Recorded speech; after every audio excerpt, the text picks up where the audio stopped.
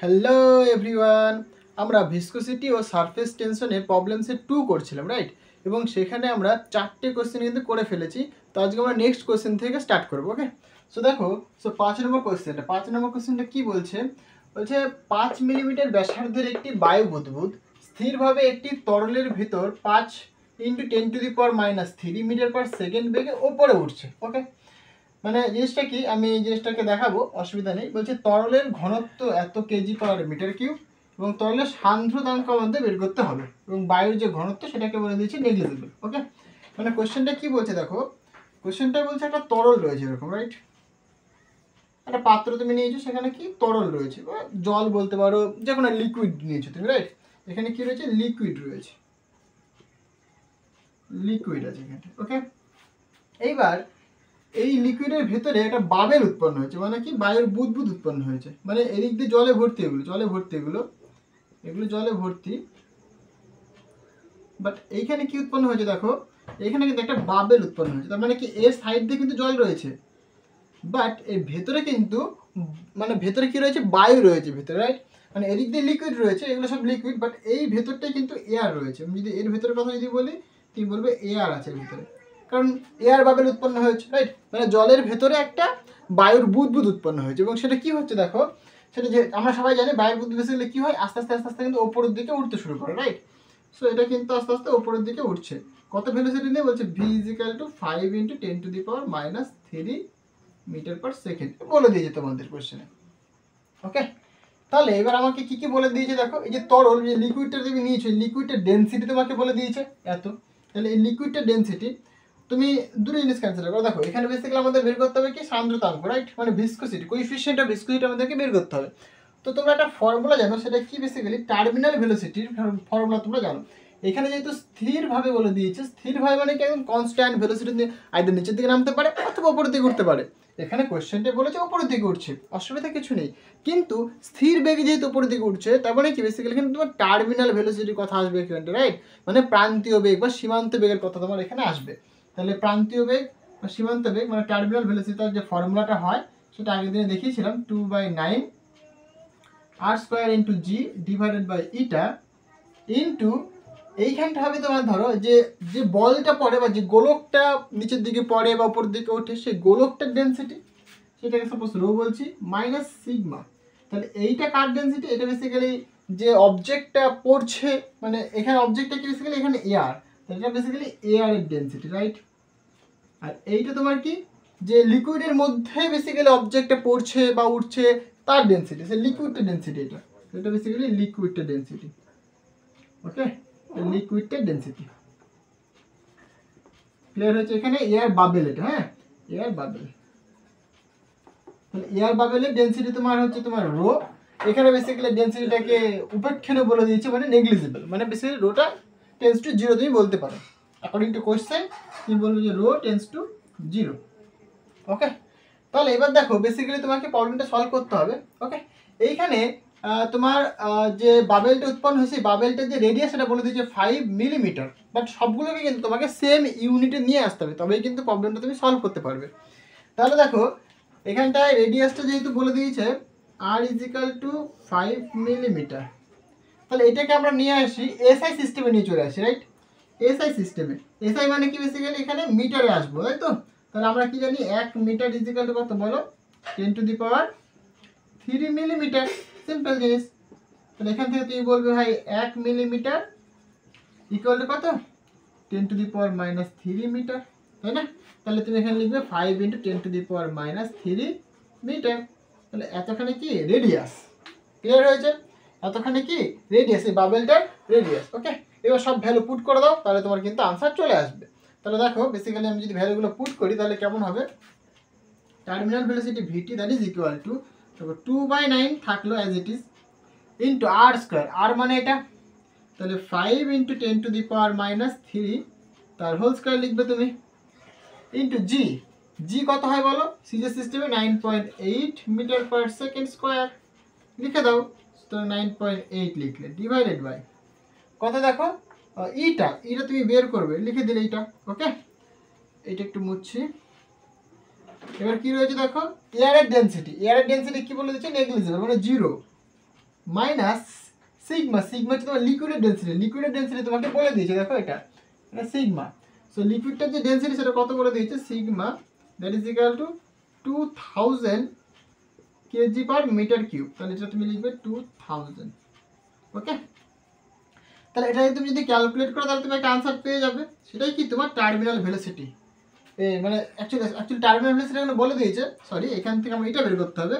সুতরাং তুমি বলবে এটা ইকুয়াল টু এই ভ্যালুটা 2/9, এইখানটায় 5 × 10⁻³ তার whole square into 9.8 divided by VT. VT কত বলে দিয়েছি দেখো, 5 × 10⁻³ ওকে, তাহলে কাটাকাটি করলে পরে এখান থেকে ইন্টু -2000 লিখতে পারো তুমি, রাইট। তাহলে এখান থেকে কাটাকাটি করলে পরে একটা কাটবে এখানটায়, এখানে একটা পরে থাকবে বেসিক্যালি। হ্যাঁ, এখানে একটা দেখো মাইনাস সাইন আছে, তাই না?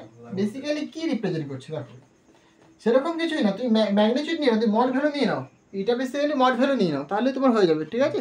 এতে অসুবিধা কিছু নেই। সো তোমার ম্যাগনিটিউড হবে যেটা হবে এটা, সেটা কত হবে দেখো, এটা যদি তুমি ক্যালকুলেট করো তাহলে তুমি কিন্তু পেয়ে যাবে। এটা তোমরা নিশ্চয়ই ক্যালকুলেট করতে পারবে। এটা ক্যালকুলেশন করলে আসে 21.7। এটা ডেফিনেশন বলা কি, মানে ইউনিট বলা কি হবে দেখো, ইউনিট কি করে তৈরি করবে তোমরা, এগুলো জিনিসগুলোকে তোমাকে মনে রাখতে হবে। হ্যাঁ, তুমি ডেফিনেশন মনে রাখো, তাহলে তুমি কিন্তু সব বলতে পারবে। তোমার ডেফিনেশন কি বলো, কারণ ফোর্স ইকুয়াল আমরা কি জানি, F equal to eta into area into dV/dx। এখান থেকে তুমি এটা বের করতে পারবে, সুতরাং eta is equal to force divided by area into dV/dx, right. তাহলে এসআই সিস্টেমে বলছি, তাহলে ফোর্সের ইউনিট বলো কি হবে, newton, right, divided by area, area মানে ভাই মিটার স্কয়ার লিখবে তুমি, ইনটু ভেলোসিটি, ভেলোসিটি মানে metre per second, divided by আবার মিটার, এই মিটার এটা কাটলো, তাহলে বেসিক্যালি এখানে আসবে দেখো নিউটন। এই মিটার স্কয়ার এটা উপরে আসলে কি হবে, মিটার টু দি পাওয়ার -2 হবে, ইনটু এখানে সেকেন্ডটা উপরে চলে আসবে, সুতরাং সেকেন্ড এটা। তাহলে এটা ইউনিট যেটা হবে newton metre to the power -2 into second. তাহলে এইটাই কি তোমার আনসার। একদম ইজি কোশ্চেন, তাই না? কিছুই নেই কিন্তু কোশ্চেনটাতে, মানে তোমাকে বেসিক্যালি বুঝতে হবে এই যে ফর্মুলাটা, এই ফর্মুলাটা তোমাকে মনে রাখতে হবে। ফর্মুলাটা যদি তুমি মনে রাখতে পারো তাহলে কিন্তু প্রবলেমটা ইজিলি সলভ করতে পারবে। ওকে, সো নেক্সট প্রবলেম দেখা যাক। নেক্সট কোশ্চেন দেখো কি বলছে, বেসিক্যালি 0.2 মিলিমিটার ব্যাসার্ধের একটি কৌশিক নলে কোনো তরল তল কতখানি অবনমিত হবে যদি তরল ও নলের মধ্যে স্পর্শকোণ 135 ডিগ্রি হয়। এখানে প্রত্যেকটা টার্ম আমাদেরকে বুঝতে হবে। ওকে, এখানে যে কৌশিক নলটা কি সেটা আমাদেরকে বুঝতে হবে, অবনমিত মানে কি সেটা আমাদের বুঝতে হবে, স্পর্শকোণ মানে কি সেটা আমাদেরকে বুঝতে হবে। ওকে, প্রত্যেকটা জিনিস আমরা ডিটেইলে আলোচনা করবো। হ্যাঁ, আচ্ছা, এবং বলছে দেখো তরলের পৃষ্ঠটান এত হয়, তাহলে তরলের ঘনত্ব এত এবং অভিকর্ষটান এত, মানে বেসিক্যালি আমাদের কতখানি অবনমিত হবে সেটা আমাদেরকে বের করতে হবে। ওকে, তাহলে প্রথমেই দেখো স্টেপ বাই স্টেপ মানে আমরা এগোবো, বেসিক্যালি কি কৌশিক নলটা কি সেটাকে ডিসকাস করি। দেখো কৌশিক নল বলতে এই যে আমাদের চুল রয়েছে, রাইট, এই চুলের মতো পাতলা সরু যে রন্ধ্রযুক্ত যে মানে মানে কোনো একটা নল পাইপ, সেগুলোকে বলে আমরা কি বেসিক্যালি কৌশিক নল। ওকে, মানে প্রচুর কৌশিক নল মানে প্রচুর একটা সরু একটা মানে পাইপ বলতে পারো তুমি। ওকে, সেটাই কৌশিক নল। ক্লিয়ার হয়েছে? আচ্ছা, এইবার ঘটনাটা কি হচ্ছে দেখো, ভালো করে বোঝো জিনিসটা। মানে যখন একটা কৌশিক নলকে যখন তুমি একটা জলে যখন ডোবাচ্ছ, ধরো এখানে একটা জল রয়েছে বা জল হোক লিকুইড, মানে একটা লিকুইডের মধ্যে যখন তুমি ডোবাচ্ছ, বেসিক্যালি দুটো কেস হতে পারে। ধরো এখানে লিকুইড রয়েছে তো, ওকে, এইখানে তুমি একটা কৌশিক নলকে যখন ডোবাবে তখন ঘটনা হতে পারে, যদি এটা যদি জল হয়, মানে দেখো জিনিসটা বোঝো, যে কৌশিক নল হবে মানে যে লিকুইডটা তুমি নিচ্ছ সেই লিকুইডটা যদি কৌশিক নলে যদি মানে আকর্ষিত হয় আর কি, মানে কৌশিক নলে যদি আটকে থাকে, তাহলে পরে সেই জলটা মানে সেই লিকুইডটা কি ওপরে উঠে যাবে এবং এরকম অবতল শেপ নেবে, এরকম ওপরে উঠে আসবে এবং অবতল শেপ নেবে। কখন এই ঘটনাটা ঘটবে, যখন এই লিকুইডটা এই যে ধরো আমি যে পাইপটা নিয়েছি, এটা কি একটা সাপোজ কাচের একটা আমি স্ট্র নিয়েছি, রাইট।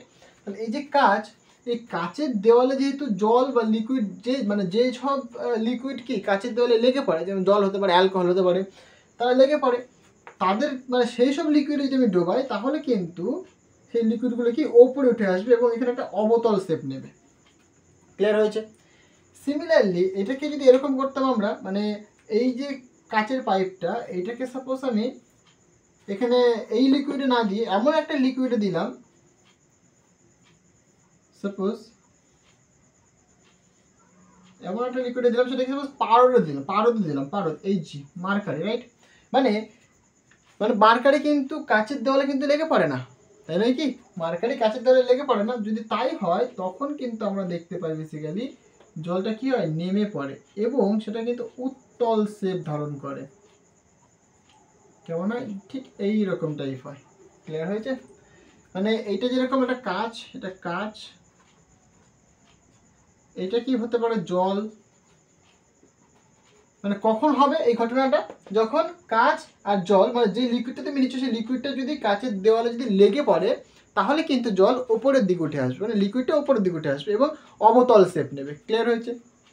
কিন্তু ধরো তুমি এই যে কাঁচের যে টিউবটা, এটাকে তুমি একটা এমন একটা লিকুইডে তুমি ডোবালে, যে লিকুইডটা বেসিক্যালি কাঁচের দেওয়ালে আকর্ষিত হয় না, মানে লেগে পড়ে না, তাহলে কিন্তু সেই লিকুইডটা কিন্তু নিচে নেমে আসবে। দেখো নিচে নেমে এসছে, রাইট? এবং কেমন শেপ নিচ্ছে, এটা উত্তল শেপ নিচ্ছে। এটাকে আমরা উত্তল শেপ বলি। এইটার ক্ষেত্রে দেখো, এটা বেসিক্যালি উত্তল শেপ, এটাকে বলা হচ্ছে অবতল শেপ। ওকে, অবতল শেপ। ওকে, তাহলে এই জিনিসগুলো আমরা জানি। আচ্ছা, তাহলে এইখানে দেখো ঘটনাটা ক্লিয়ার হয়ে ব্যাপারটা। এবার যদি তুমি পাইপটা যদি তুমি সরু করো, যে এখানে যদি পাইপটা যদি সরু হয় তাহলে জল বেশি উপর দিকে উঠবে, এখানে যদি পাইপটা সরু হয় তাহলে কিন্তু সেই লিকুইডটা কিন্তু নিচের দিকে বেশি নামবে।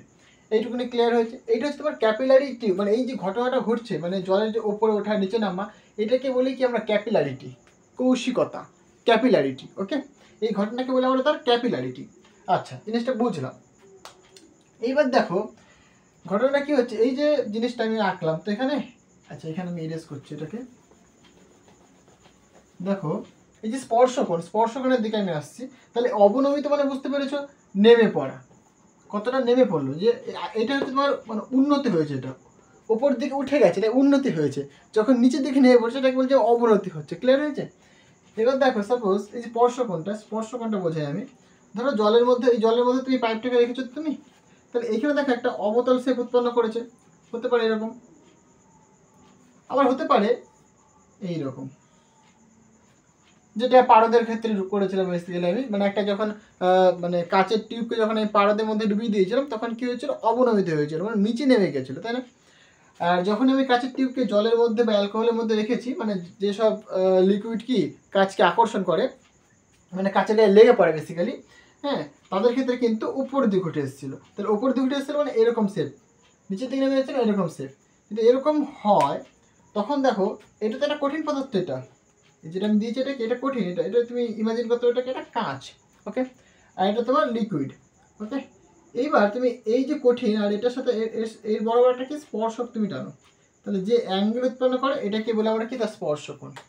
এইখানে তুমি কী করে পাবে, এইখানে তুমি একটা স্পর্শকোণ মানে কল্পনা করো বা তুমি ড্র করো, তখন এই যে অ্যাঙ্গেলটা উৎপন্ন হবে এইটা হবে তোমার কি, তখন তার স্পর্শকোণ। তাহলে ভালো করে দেখো, এখানে যে স্পর্শকোণটা তুমি পাচ্ছ এটা কিন্তু লেস দেন, মানে থিটা কিন্তু অবশ্যই less than 90 degree, but here theta is greater than 90 degree. তাহলে দেখো তুমি থিটার ভ্যালু থেকে তুমি বলতে পারবে যে অবনমিত হবে নাকি উন্নতি হবে, তাই নাকি? তাহলে থিটার ভ্যালু যদি গ্রেটার দেন যদি 90 ডিগ্রি হয়, তখন তুমি বলবে অবনমিত হচ্ছে। তাহলে আমাদের কোয়েশ্চেনে কি বলেছে দেখো, থিটার ভ্যালু কিন্তু বলে দিচ্ছে, মানে স্পর্শকোণ থিটা কিন্তু 135 ডিগ্রি। তার মানে তোমার এই কেসটা কিন্তু কোয়েশ্চেনটাই বলেছে অবনমিত হচ্ছে। ক্লিয়ার হয়েছে? আর এইখানে দেখো অ্যাঙ্গেলটা যদি 90 ডিগ্রি থেকে যদি কম হয় তখন কিন্তু উন্নতি হচ্ছে, রাইট? উন্নতি হচ্ছে মানে ওপর দিকে উঠে যাচ্ছে, উন্নতি হচ্ছে। ক্লিয়ার? ভবিষ্যৎ উন্নতির। আচ্ছা, তাহলে কি তখন আমরা বলবো সেটা কি উন্নতি হবে। হ্যাঁ, তাহলে আমরা অ্যাঙ্গেল থেকেও কিন্তু আমরা জিনিসগুলোকে রিয়েলাইজ করতে পারবো। ওকে, অসুবিধা নেই। তাহলে জিনিসগুলো ক্লিয়ার হলো, কৌশিকতা ক্লিয়ার হলো, অবনমিত ক্লিয়ার হলো, স্পর্শকোণ ক্লিয়ার হলো। ক্লিয়ার হয়েছে? আর সারফেস টেনশন তো আমরা সবাই জানি। এইবার দেখো এই প্রবলেমটা করতে গেলে তোমাকে যেটা কাজে লাগাতে হবে সেটা কি, বেসিক্যালি জুরিনের সূত্র। সেই সূত্রটা কি দেখো, সূত্রটা বেসিক্যালি এরকম হয় যে হাইট আমরা পাই, উন্নতি বা অবনতির যে হাইট আমরা পাই সেটা আসে বেসিক্যালি এরকম 2t cos theta divided by r into rho into g, এরকম ফর্মুলাটা আসে। এবার তুমি বলবে এটা কী করে আসে, তাই নাকি? এটা আমি একটুখানি দেখিয়ে দিচ্ছি। জাস্ট বেসিক জিনিসটা একটু বলে দিচ্ছি, তাহলে তুমি বুঝতে পারবে। দেখো আমি এখানে শুধুমাত্র প্রবলেম করাবো না, আমি আগেই বলেছি আমি এখানে কিন্তু থিওরিগুলোকেও কিন্তু আমি তোমাদেরকে বোঝাবো, হ্যাঁ, কোথা থেকে কী আসলে না আসলে সেগুলো বোঝাবো। আর আমি ওয়ান শট একটা ভিডিও অবশ্যই বানিয়ে দেবো তোমাদের থিওরির জন্য। দেখো সাপোজ তুমি একটা এখানে একটা ইয়ে রয়েছে, জার রয়েছে, যেখানে সাপোজ লিকুইড রয়েছে। সাপোজ আমি কনসিডার করে নিলাম যে জল রয়েছে, এখানে সাপোজ উন্নতি দেখাচ্ছে আমি, রাইট। মানে এখানে তুমি যখন টিউব যখন ঢোকালে, এখানে একটা টিউব, জল কি ওপরের দিকে উঠবে, এখানে একটা টিউব দিয়েছো, মানে কাঁচের একটা টিউব দিয়েছো, জল উপরের দিকে উঠবে, মানে এরকম একটা শেপ উৎপন্ন করবে, রাইট। উপরে দিকে উঠবে, এরকম একটা শেপ উৎপন্ন করবে। আচ্ছা, তাহলে এটাকে তুমি ইমাজিন করতে একটা সার্কেল হিসেবে ইমাজিন করতে পারো, যে সার্কেল মানে সেমি সার্কেল অ্যাকচুয়ালি, তাই তো। তার একটা নির্দিষ্ট একটা রেডিয়াস রয়েছে নিশ্চয়ই, এই আর রেডিয়াস ধরে নিলাম, ওকে।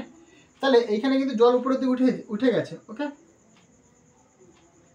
এবার দেখো ভালো করে বলছো জিনিসটা, তাহলে জল তো উপরের দিকে উঠে গেছে, তাহলে এই যে কাচের দেওয়ালটা রয়েছে, জলের প্রত্যেকটা মানে জলের যে সারফেস টেনশন, এই বিন্দুর প্রত্যেকটা বিন্দুতে কিন্তু সারফেস টেনশন স্পর্শক বরাবর কাজ করছে। তাহলে আমি যদি একদম এই কাচের দেওয়ালটা বরাবর দেখি, তাহলে কি এই স্পর্শকটা এই বরাবর কাজ করছে, তাহলে এই দিকেটা কিন্তু টান তোমার কাজ করছে। ক্লিয়ার হয়েছে ব্যাপারটা? আচ্ছা, তাহলে আমরা জানি আবার কি প্রত্যেক ক্রিয়ারই সমান এবং বিপরীত প্রতিক্রিয়া রয়েছে। তাহলে যখন এদিকে টান কাজ করছে এবং এই অ্যাঙ্গেলটা কতখানি, থিটা অ্যাঙ্গেলটা থিটা অ্যাঙ্গেল, তাহলে সিমিলারলি এই দিক বরাবর কিন্তু একটা টান কাজ করছে, রাইট। তাহলে এটা যদি থিটা অ্যাঙ্গেল হয়, তাহলে নিশ্চয়ই এটাও থিটা হবে, বিপরীত কোণ বলি আমরা। তাহলে দেখো এটাকে আমরা দুটো কম্পোনেন্টে ভাঙতে পারি, একটা এই বরাবর কম্পোনেন্ট, একটা এই বরাবর কম্পোনেন্ট, রাইট। তো যার সাথে অ্যাঙ্গেল থাকে সেটাকে আমরা বলি কস, তাহলে এটা কস কম্পোনেন্ট, এটাকে তোমার সাইন কম্পোনেন্ট। জাস্ট সিম্পল জিনিস, কিছুই না, ওকে। তাহলে এই যে জলকণাগুলো যে মানে স্পর্শ মানে কি বলে এটা, সারফেস টেনশন কাজ করছে, সারফেস টেনশনটা কি বেসিক্যালি স্পর্শ বরাবর কাজ করছে, প্রত্যেকটা জলকণা বিন্দুতে সারফেস টেনশন কি স্পর্শ বরাবর কাজ করছে, ওকে। তাহলে আমি যদি একদম দেওয়ালটাই ধরি আমি, তাহলে কি সেটা কি এই বরাবর কাজ করছে। এবার ইন্টারেস্টিং ব্যাপার দেখো, এইটা তো একটা পাইপ, এরকম একটা পাইপ রয়েছে এরকম, রাইট।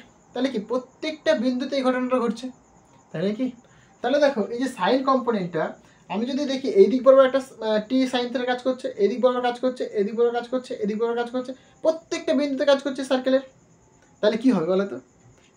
অবশ্যই নেগলেক্ট হয়ে যাবে, তাই না কি, একে কি করবে, প্রতিবিধ করে দেবে, একে প্রতিবিধ করে দেবে, মানে সবাইকে প্রতিবিধ করে দেবে, মানে বেসিক্যালি নেট যে তোমার এই ফোর্সটা কি বেসিক্যালি জিরো হয়ে যাবে, মানে এই যে সারফেস টেনশনটা জিরো হয়ে যাবে, মানে তুমি বলতে পারো summation over T sine theta that is zero. Clear হয়েছে? বাট এই টি কস থিটা এইটা কিন্তু থাকবে, কারণ দেখো তোমার এই যে রয়েছে এটা, এটা কি এই বরাবর কাজ করছে, রাইট। এই ওপরের দিক বরাবর কিন্তু তোমার টি কস থিটা কাজ করছে, তাহলে টোটালটা কী হবে, সব যোগ হবে না? তাহলে কতখানি হয় বলো দেখি, এই পুরোটা সার্কেল, এর রেডিয়াস যদি আর হয়, তাহলে পুরো সার্কেলটা মানে সার্কামফারেন্সটা, পরিধি, হ্যাঁ, এই পরিধির কতখানি হবে, সার্কেলের ক্ষেত্রে 2π r হয়, তাহলে তুমি বলবে 2π r, সারফেস টেনশন কতখানি দেখো, সুতরাং টি কস থিটা, এটা তোমার সারফেস টেনশন, ওকে। তাহলে এতখানি তুমি পাবে টোটালটার জন্য। ক্লিয়ার হয়ে যায় ব্যাপারটা? আচ্ছা, তাহলে দেখো আমি এখান থেকে ধরে নিচ্ছি একটুখানি, আমি বলি, তাহলে এই যে এইটুকুনি, এইটুকুনি ধরো জলতল থেকে মনে করো এই সাইডে রয়েছে, এটা এই সাইডে রয়েছে, ওকে।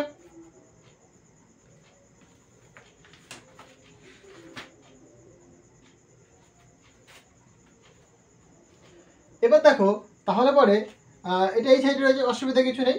আচ্ছা, তাহলে পরে এই যে এতখানি উপরের দিকে উঠেছে, তাহলে কতখানি নিচের দিকে ওজন কাজ করছে, এই যে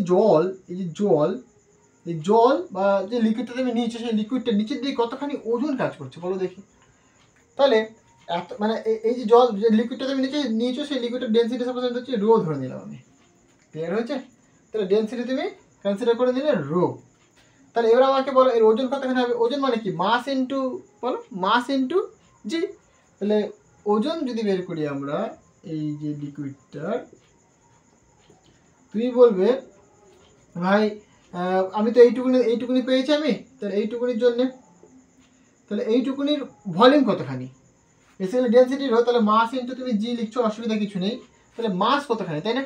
মাস মানে কি করবে তুমি, মাস মানে বেসিক্যালি ডেন্সিটি ইন্টু ভলিউম, তাই তো, কারণ আমরা ডেন্সিটি ইকুয়াল কি জানি, মাস পার ইউনিট ভলিউম। তাহলে মাস মানে তুমি বলবে density into volume. Density rho থাকলো, আর ভলিউম কত নেই দেখো, এটা তো সিলিন্ড্রিক্যাল ফর্ম, তাহলে তুমি বলবে ভাই পাই আর স্কোয়ার ইন্টু এইচ। ওকে, তাহলে এখানে যেটা পাচ্ছ তুমি রো ইন্টু পাই r square into H into জি, এইটা তুমি ওজন পাচ্ছ। এইবার ইন্টারেস্টিং ব্যাপার দেখো, এই জল যে উপরের দিকে উঠেছে এর ওজনটা কিন্তু শুধুমাত্র এইটুকুনি নয়, কারণ কিছুটা কিন্তু এইখানেও রয়েছে, তোমরা কি দেখতে পাচ্ছ, এইখানেও কিন্তু কিছুটা জল রয়েছে। তাহলে সেইটুকুনির ভলিউম সাপোজ আমি কনসিডার করে নিলাম বি, এটা কিছু কনসিডার করে নিলাম, অসুবিধা কিছু নেই। তাহলে টোটাল যে ওজন হবে, টোটাল ওয়েট যেটা হবে সেটা তুমি কি বলবে, তাহলে বেসিক্যালি ভলিউমটা কত, পাই r square h plus V বলবে তুমি, ইন্টু রো ইন্টু জি। তাহলে এইটা হচ্ছে তোমার টোটাল ভলিউম। ক্লিয়ার হয়েছে? এটা তোমার টোটাল ভলিউম। আশা করি জিনিসটা ক্লিয়ার হয়েছে। ওকে, তাহলে টোটাল ভলিউম পেয়ে গেলাম লিকুইডটা। আচ্ছা, এবার দেখো ওপরের দিকে একটা ফোর্স কাজ করছে, রাইট, মানে সারফেস টেনশন কাজ করছে, মানে তার জন্য যে ফোর্সটা হবে সেটা কত নেই দেখো, তাহলে টু পাই আর into T cos theta, 2πr into T cos theta এতখানি কিন্তু উপরের দিক বরাবর কাজ করছে। তাহলে শরতের সময় তুমি কি বলতে পারো, তাহলে সুতরাং তুমি বলবে দেখো যে 2πr t cos theta equal to, তুমি বলবে pi r square h plus v rho into g. এবার দেখো যদি হাইটটা যদি অনেকটা বেশি হয়, তার মানে কি এইটুকুনি যে ভলিউম, নিচের যে যতখানি ভলিউম রয়েছে তার তুলনায় ওই উপরে ওইটুকুনি ভলিউম কি তুমি নেগলেক্ট করতে পারো, মানে ভিটাকে তুমি অ্যাপ্রক্সিমেট তুমি জিরো বলতে পারো, কোনো অসুবিধা নেই। তাহলে যদি জিরো বলো তাহলে তুমি এখান থেকে যেটা পাবে basically 2πr t cos theta is equal two পাই r square H rho into জি। ওকে, এইটুকুনি হচ্ছে। আচ্ছা, তাহলে তুমি কি পাবে দেখো এবার, সুতরাং তুমি বলতে পারো যে ভাই আমার এইচ দরকার, রাইট, তাহলে পাই পাই ক্যান্সেল করে দিই আর আর ক্যান্সেল করে দিই, হ্যাঁ, তাহলে আমি এইচ ইকুয়াল টু বলতে পারি দেখো 2t cos theta divided by r into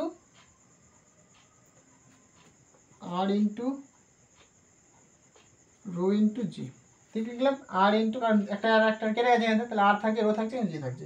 তাহলে দেখো আমি এই ফর্মুলাটা কিন্তু লিখেছিলাম, এইটা হচ্ছে তোমার কি জুরিনের সূত্র বেসিক্যালি। ওকে, মানে এইখানে যদি সাপোজ আমি বলি যে surface tension constant, theta constant, rho constant, g constant, তাহলে তুমি কি বলবে এইচ প্রপোর্শনাল টু 1/r, মানে h r equal to constant. এই যে এইচ আর ইকুয়াল টু যে কনস্ট্যান্ট, দেখো হাইট আর রেডিয়াস এটা কিন্তু পরস্পরের কি ব্যস্তানুপাতিক, মানে কি বেসিক্যালি রেডিয়াসটা যদি কম হয় তাহলে হাইটটা বেশি হবে। তাই তো প্রথমে ফিজিক্সটা বোঝালাম আমি, যদি রেডিয়াসটা কম হয় তাহলে হাইটটা বেশি হবে, যদি রেডিয়াসটা বেশি হয় তাহলে হাইট কম হবে। এখানে হাইট বলতে তুমি উপরটা বলতে পারো, নিচেটা বলতে পারো, কারণ দুটোই হতে পারে, তাই না? সেটা আবার অ্যাঙ্গেলের উপর ডিপেন্ড করবে। অ্যাঙ্গেলটা যদি তোমার 90 ডিগ্রি থেকে বেশি হয় তাহলে তুমি বলবে ভাই অবনমন হবে, যদি অ্যাঙ্গেলটা 90 থেকে কম হয় তাহলে তুমি বলবে ভাই উন্নতি হবে। ক্লিয়ার হয়েছে? তাহলে এটা তোমার সূত্র মেনলি। এবার এই সূত্রের মধ্যে তুমি পুট করে দাও, তোমার জায়গায় ভ্যালু বলে দিয়েছে, তাহলে তোমার আনসার হয়ে যাবে। ওকে, তাহলে হয়ে গেল জিনিসটা। এবার দেখো জাস্ট পুট করে দাও, ঠিক আছে? আশা করি জিনিসটা বোঝাতে পারলাম। জাস্ট এবার তুমি পুট করে দাও, তাহলে তোমার কিন্তু আনসার চলে আসবে। সুতরাং হাইট ইকুয়াল টু, বেসিক্যালি এখানে যেহেতু অবনমন হচ্ছে তাই কিন্তু হাইটের নেগেটিভ আসবে। ওকে, কারণ cos 135 ডিগ্রি মান বসাতে হবে তোমাকে, মানে 2 ইন্টু টি, টি মানে কত বলে দিয়েছে দেখো এখানটায় 0.547। ওকে, এটা এসআই সিস্টেম, সবগুলোকে আমি এসআই সিস্টেমে নিয়ে চলে আসবো। cos 135 ডিগ্রি হলো ডিভাইডেড বাই আর, আর দেখো তোমাকে আর বলে দিয়েছে বেসিক্যালি 0.2 মিলিমিটার, আমি বললাম সবগুলোকে এসআই সিস্টেমে নিয়ে চলে আসবো। তাহলে 1 মিলিমিটার মানে তুমি কত বলবে বেসিক্যালি 10⁻³ মিটার, তুমি লিখে দাও। তাহলে 0.2 ইন্টু 10⁻³ মিটার। ওকে, ইন্টু রো, রো কত বলেছে বাবা 13.5 ইন্টু 10⁻³ ওকে, ইন্টু অভিকর্ষজ ত্বরণ মানে 9.8। এটা তুমি ক্যালকুলেশন করো তাহলে কিন্তু তোমার এইচ এর মান চলে আসবে। ওকে, এটা ক্যালকুলেশন করলে কিন্তু তোমার এইচ এর মান চলে আসবে।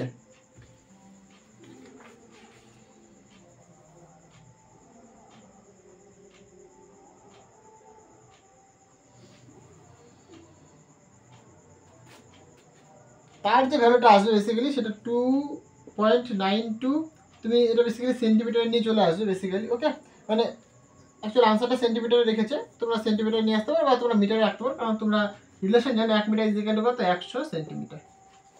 ক্লিয়ার হয়েছে?